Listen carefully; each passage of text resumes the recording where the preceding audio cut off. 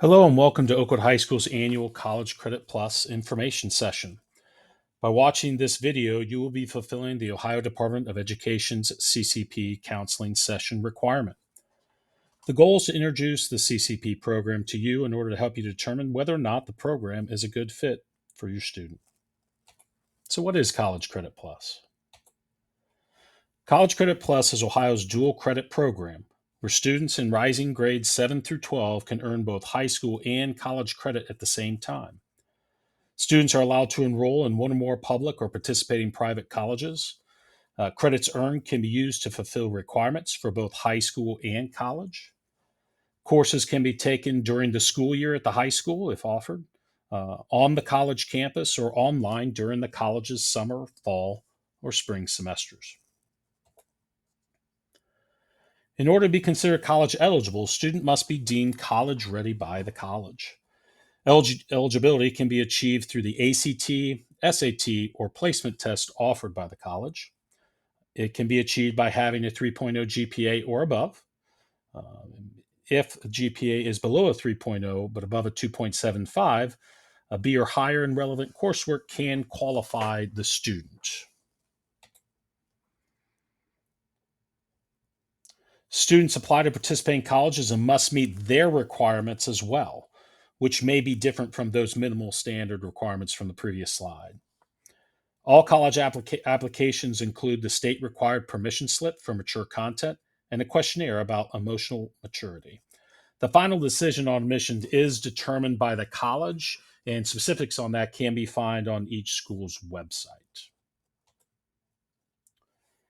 For course registration, both the college and high school counselors can help with this course selection. We encourage all of our students to have conversations with their school counselor. We feel it's important to have an overall plan and goal in pursuing the CCP program. We also have developed a 15 and 30 credit hour pathway, which is on our website, that can be used in a counseling session, an individual planning session. Courses that students can sign up for, there are some rules on that. The first 15 credit hours earned must be level 1 courses. Those courses are courses that are highly transferable. Can be courses in certain subject areas like IT, anatomy, physiology, different languages, computer science. Courses that are a part of a technical certificate. Courses, again, that are on 15 and 30-hour credit pathways that go along with each other. Courses in study skills, academic or career success. There are courses that students aren't eligible for. Some of those are one-on-one instruction, like one-on-one music lessons, voice lessons. Courses with high fees. There are a number of those, such as flight time for the Sinclair's aviation program. Study abroad courses, physical education courses, courses that would be pass-fail. Grades must be attained for a course to be under CCP, or remedial courses or religious courses. Students can take up to 30 semester hours in a given year, which starts every summer. On the slide is the formula that determines how credits are eligible for each year. For an Oakwood student, we have a 7-period day. If a student took all 7 periods, we just multiply that by 3, which takes us to the 21. So there would be 9 hours remaining for college credit. So a student could be in a full schedule here and still be eligible to take 9 hours. While that's not necessarily recommended, that can happen. 120 hours are the max in the career for a student. If a student enrolls in more than 30 credit hours per year, there you got a couple different options. They can drop the course as long as they're doing so before the no fault withdrawal date, which is the first 14 days. Or students can actually pay for the course at the college's standard rates. That's option A, which we'll talk about here in a little bit. A 3-semester hour course or more comes back to the high school as 1 full credit earned. Final grades earned for College Credit Plus courses are included in both the college and high school transcript. They have to go on there. We have no say in that. And then here at Oakwood, we provide the appropriate grade weighing that is in line with our AP courses. So a CCP course, if it's in an area that there's an AP course offering, we do honor that with a 0.05 add-on GPA. Not all of our courses meet that threshold. So, what are the difference between high school and college? In general, for a college course, expectation and increase the time expected for the course outside of class. Um, that outside work is expected to be completed before the in-class discussion. Typically, tests are less frequent and over more material. In general, again, the fewer tests and also typically assignments. There's fewer opportunities for your grades, so every assignment is a little bit more important. The parent role, this is different. So colleges are under FERPA. Schools will only communicate with your students regardless of the age. Your role as a parent is to serve as a mentor, as your student is viewed as an independent decision maker. As far as accommodations, there is possibilities for that. Those must be applied for to the school applying. And they aren't guaranteed, but I think they do a really nice job of working with students on that. So, what does it mean to be college ready? Outside of the from the academic standpoint, in terms of the intellectual level, um, emotional maturity, time management, and organization skills are just as important as a student's academic ability, intellectual ability, I guess I should say. For us, this is where our students end up struggling the most. It's not necessarily, there are some very difficult courses, but I think our students are fairly well prepared to handle college level work. It's sometimes missing that email, not getting the assignment in on time. Those are the things where we have that sometimes become issues for our younger students who aren't maybe quite college ready. So, some of the benefits of participating in College Credit Plus, you can earn high school and college credit at the same time, a head start in career planning, and earning degrees or certificate of completion. Experience college early to understand the expectations of college life, save tuition and textbook costs. I mean, I think it can be really viewed as somewhat of a scholarship in a lot of ways. So there are some consequences of underperforming. If a student fails a course or withdraws past the no fault deadline, the first 14 days, Oakwood will ask for reimbursement for that. Students on free and reduced lunch, we're not allowed to ask for reimbursement, and we wouldn't. So we would just work with the families. There is such a thing as College Credit Plus probation. So if a student has earned less than a 2.0 GPA in courses or withdraws from two or more courses in one academic term, they will go on probation. When a student is on probation, they're only allowed to enroll in one College Credit Plus course at a time. They can't enroll in the college course in the same subject which a student previously earned a DF or again or withdrawal grade. If a student on probation does not increase their CCP GPA to above a 2.0 during that probation time, they will be placed on dismissal.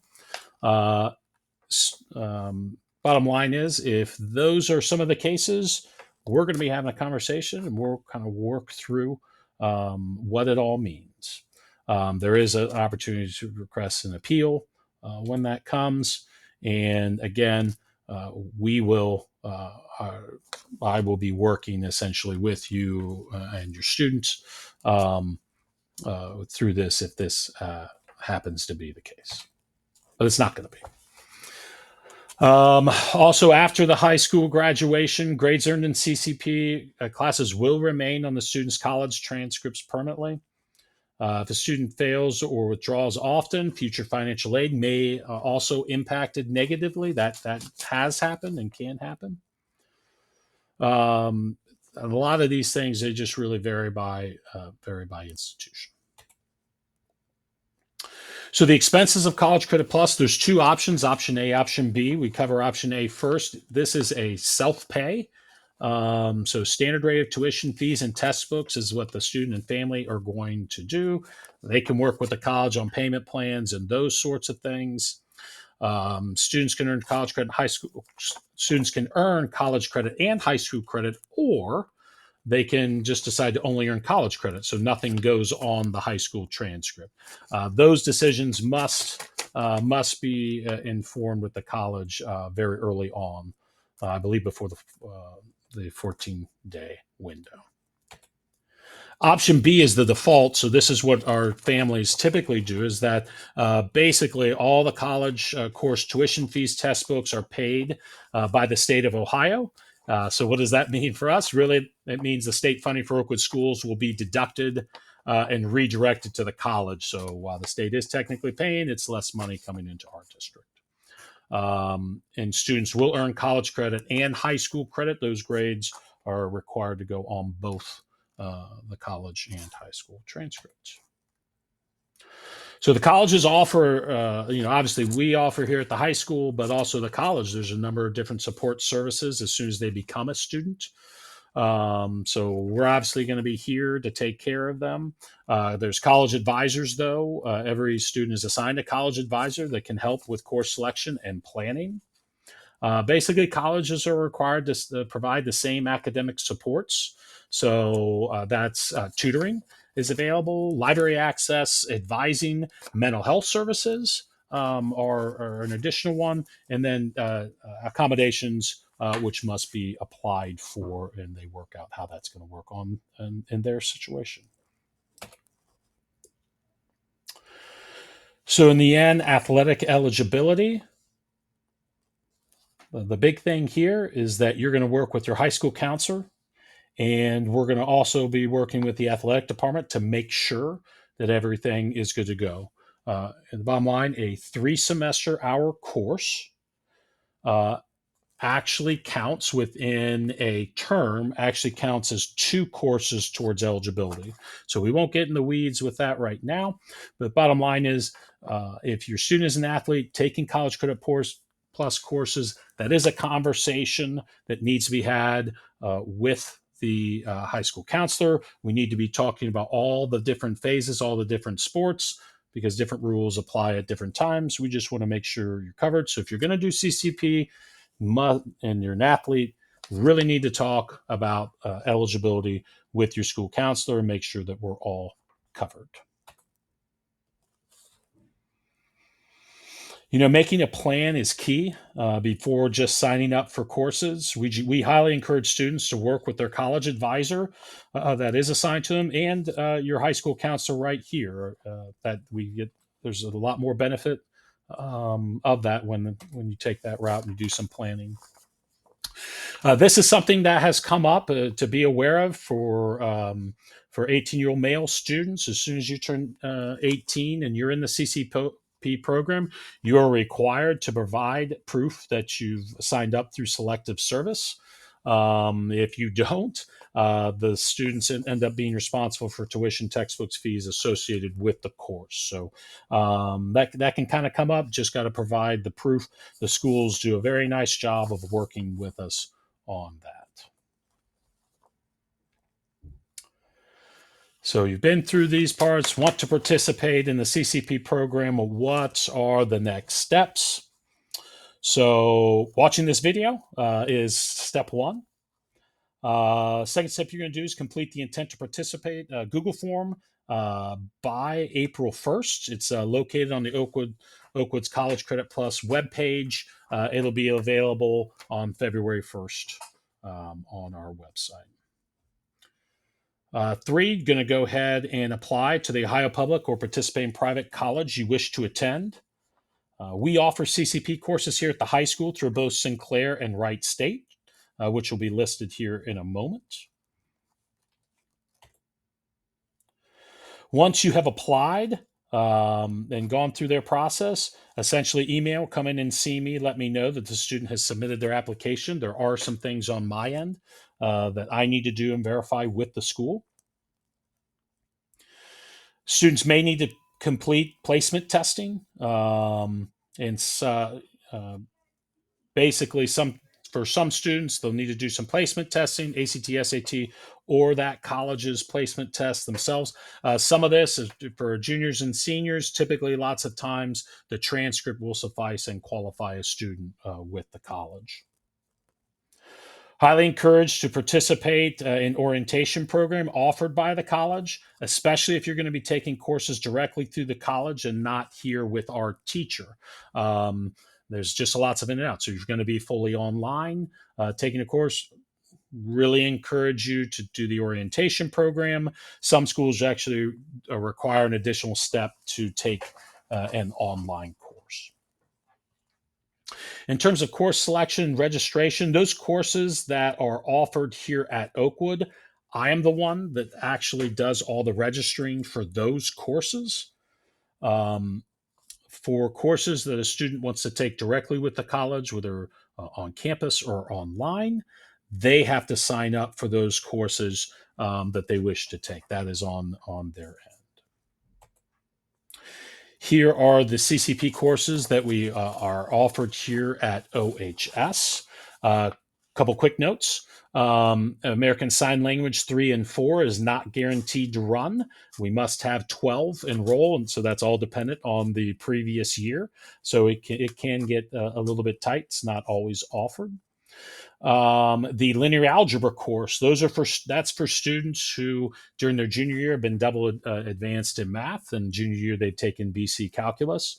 That is eligible for them. Must have 12, so there's no guarantee those courses will be running. Want to make note that we have a new course through Sinclair offered online with Ms. Johnson, CCP Intro to Financial Accounting. That's there. So those are the courses on the left through Sinclair. The ones over to the right, so that is, they would have to apply to Wright State for those courses, the Western Civilization, International Politics, and the Great Books Literature. Just another note, those not eligible for add-on are Intro to Mass Comm and that Intro to Financial Accounting. So things to just consider as you're going through this. CCP students are college students regardless of age, so that communication is different. It's going to feel very different. Oakwood Schools does not provide transportation for College Credit Plus. So they're going to keep that in mind. There are potential for scheduling conflicts with high school classes or extracurricular activities. Sometimes that can be a challenge at times. Just to make of note, the average CCP GPA of Oakwood students tend to be higher during the junior and senior year of high school. Doesn't mean that our younger students aren't having success, but overall, our students who are juniors and seniors are having more success. Transferability, of course, is not guaranteed to out-of-state and private colleges. That's why we really want you to come up with a plan and be thinking ahead when in your course selection. Here are the list of participating colleges within 30 miles of us. So those are just some different options that you could have. We do partner with Sinclair and Wright State for courses directly here. If you have some different questions, so there's the CCP website through the Department of Education. There's an email directly. The ODHE CCP team, they're great to work with. They'll get back to you. And then our website as well is there, which I'll be directing people to. Some of my final thoughts, it's a great program, offers a lot of different options for our students, which is awesome. What you want to think about whether or not it's right for your student at college ready. If your student struggles with making deadlines, prioritizing, organizing, or communicating, advocating for themselves, it might be wise to wait till they're a little bit older, or to have a plan to help them develop these skills. So maybe kind of helping them through that process a little bit. Really, again, I've hit it a couple of different times, but understanding why you want to participate. What is the goal? Because there are a lot of different ways where you can use this. Develop that goal and the action plan by meeting with your school counselor and college advisor. Thank you very much. This concludes the counseling session. Appreciate it very much.